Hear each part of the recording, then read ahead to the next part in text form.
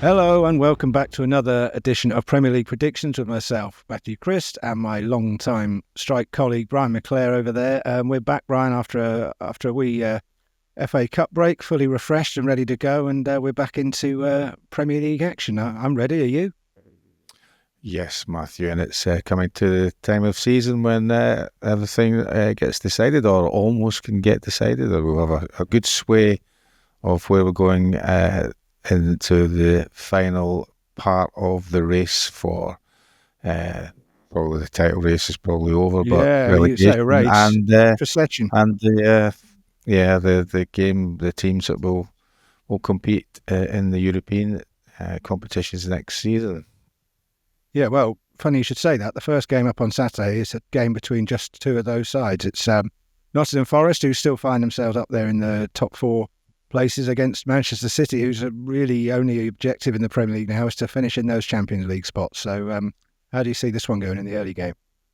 Well, there's only 1 point now separating these sides. There was a 3-0 comprehensive win for City in the reverse fixture early on in the season.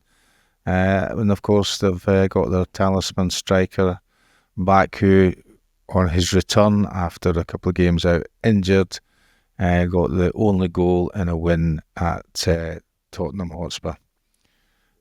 Forest had conceded 8 goals in the 3 games before the goalless draw with Arsenal at the City Ground, which was the first goalless draw there in the Premier League since 1998.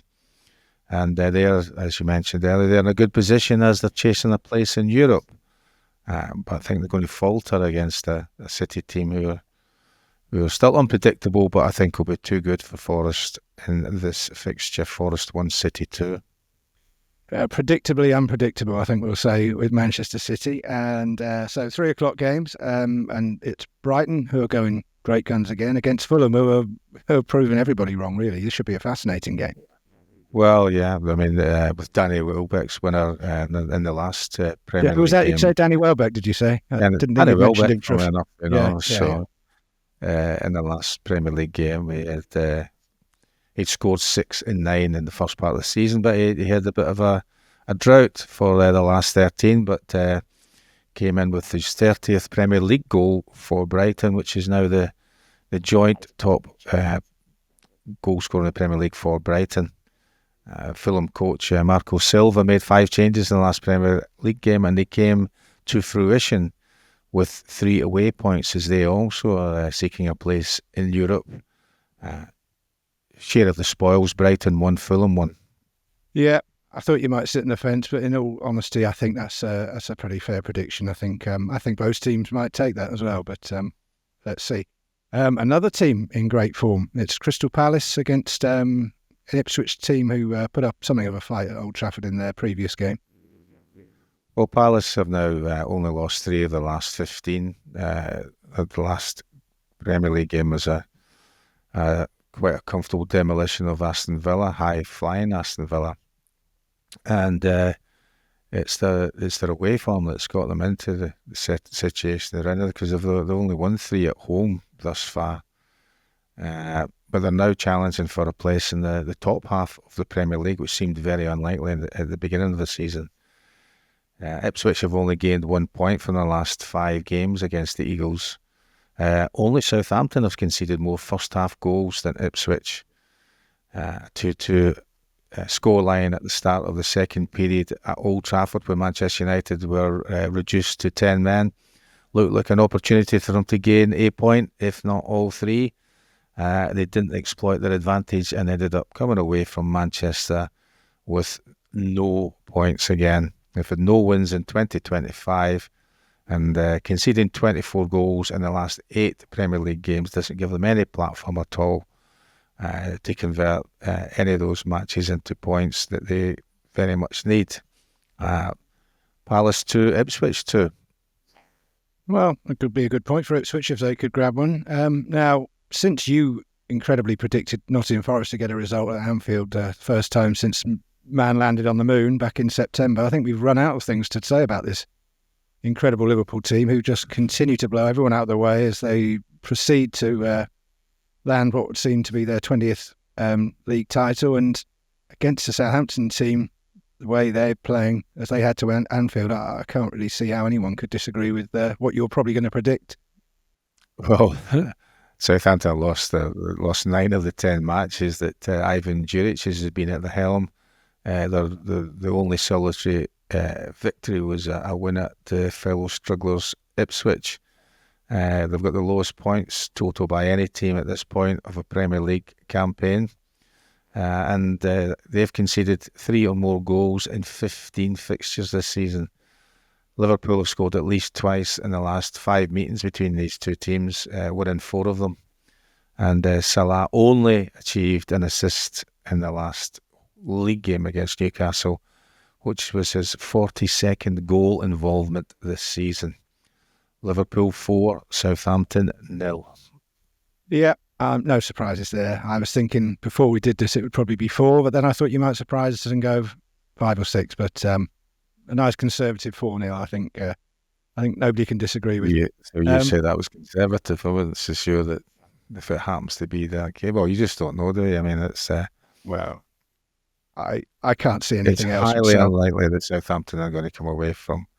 No, but then again, you've predicted some long shots in the past this season, and the only thing I suppose to consider is that Liverpool and Slot may be mindful of the cup final the following week, but I still think that they will be too strong for Southampton, who have struggled.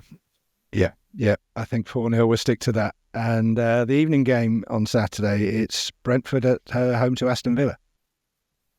Well, Unai Emery's who's very reliable in his tactics and his team selections, but his tactics failed miserably at Selhurst Park.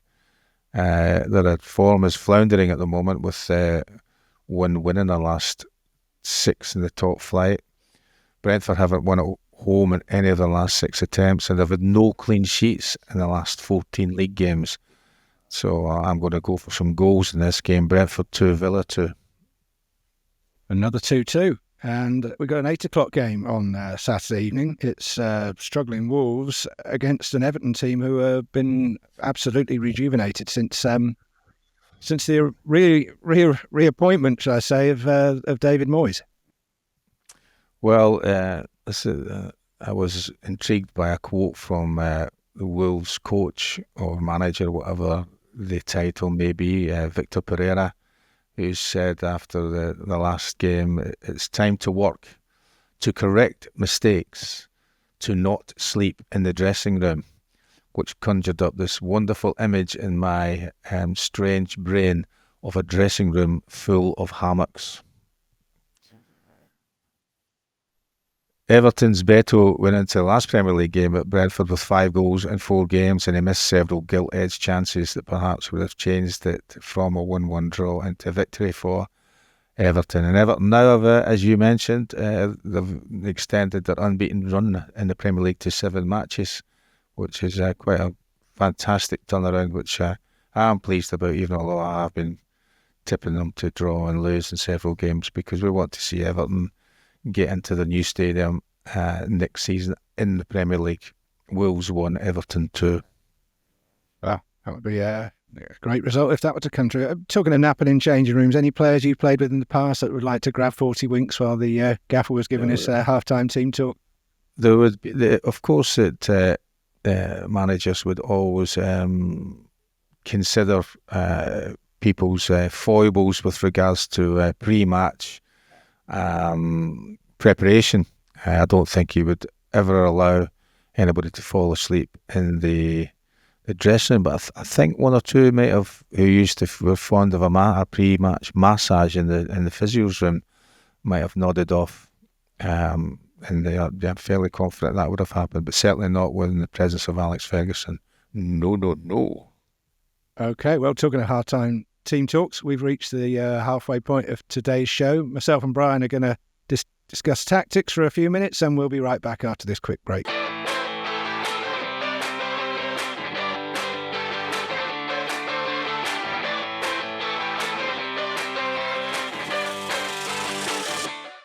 Hello, and we're back for the second half of this week's Premier League predictions, and we've reached Sunday's games, and the first of the 2 o'clock kickoffs is Chelsea versus Leicester, Brian.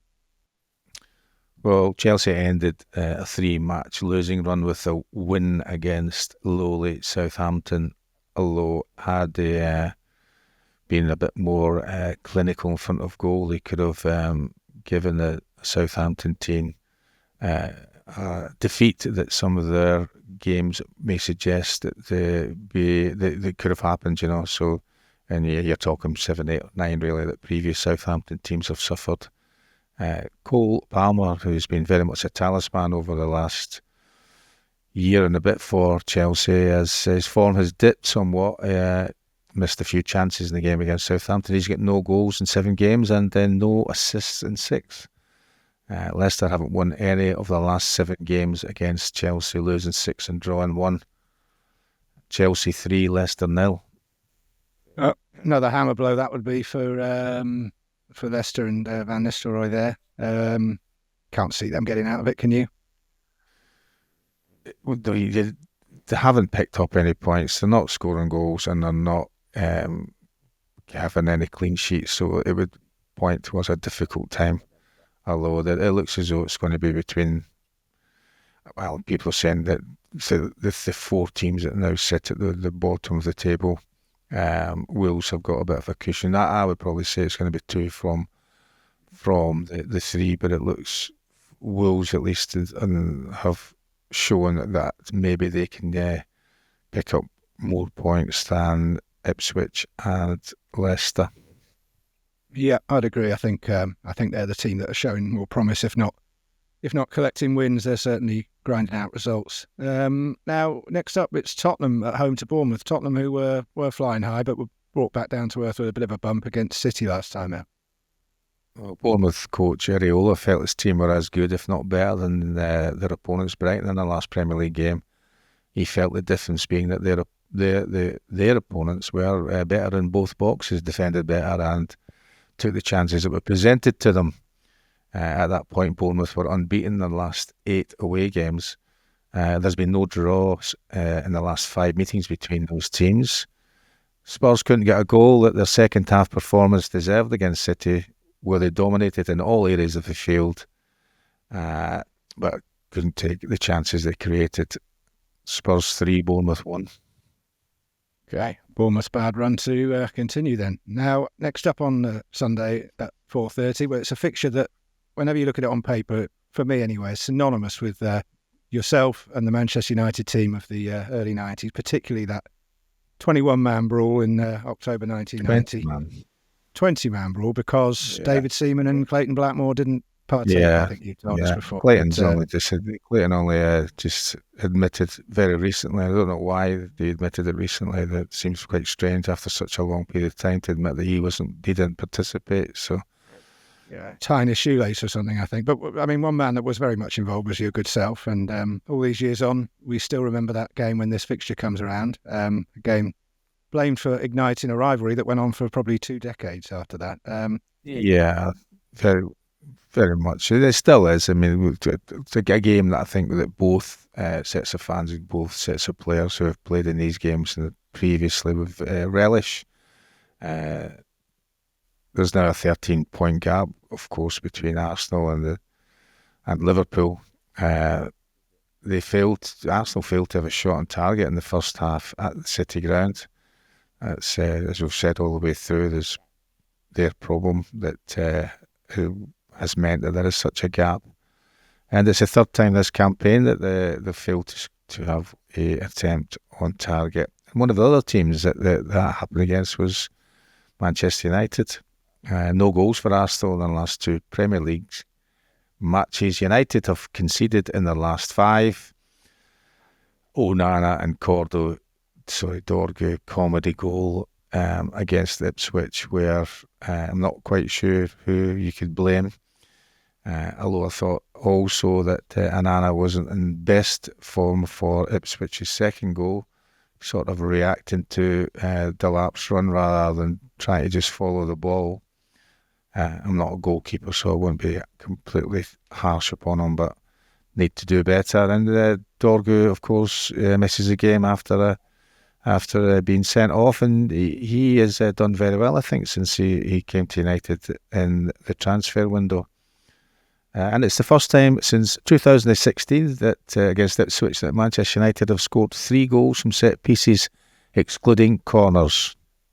Manchester United 2, Arsenal 1. Well, there you go. You see, you a man who's very much a critic of a set piece coach. I think you've just illustrated their worth. So, humble pie is eaten, I think. I'm still not sure about that. Could you take anything from the Ipswich game from a United point of view that there's an improvement, or was it just they're up against a poor team at home? Well, I think you're down to 10 men and showing that the resilience they did, and indeed scoring a goal right at the beginning of the second half gave them a platform to defend and play on the break, and they may well have snatched 1 or 2 more goals. Ipswich, yes, they're not the best of teams, but I think winning I think it's something that's needed. As I mentioned before, for me now, United need 6 points, 2 wins, in order to maintain their Premier League status. And of course, yes, you're still aiming for. Even though you didn't mention, I'm reducing them by a point now. Yeah, you didn't mention them in the 2 teams. Yeah, you didn't mention them in safety. Yeah, so safety, absolutely guaranteed safe. 39 points, safe. 2 more wins, 6 points. Okay, we shall see. Okay, Brian, we've actually got a Monday game this week as well. It's West Ham, who are hot and cold, against a Newcastle team who have very much got one eye at least on the League Cup final. Well, I mean, Newcastle scored 9 goals in the last 5 league games, but didn't manage to get any at Anfield, where their top goal scorer Alexander Isak was missing the game through an injury, with Callum Wilson replacing him, and he looked rusty after being out for a long time this season. I think that Newcastle would be disgruntled in the fact that they're having to play on a Monday night before the aforementioned cup final. West Ham remarkably won 2-0 in this fixture at St James's Park last November, and they'll be hoping that Isak doesn't recover from a slight groin injury, as he scored both goals in this fixture last season that ended 2-2. West Ham 1, Newcastle 1. Okay, that brings us to the end of another edition of Premier League predictions, as Liverpool seemingly march onwards to another Premier League title, and Manchester United continue to try and avoid relegation, according to Brian. If you agree with him on that or disagree, and have anything to say about some of his predictions this week, then don't forget to let us know in the comments, and we'll see you again next time.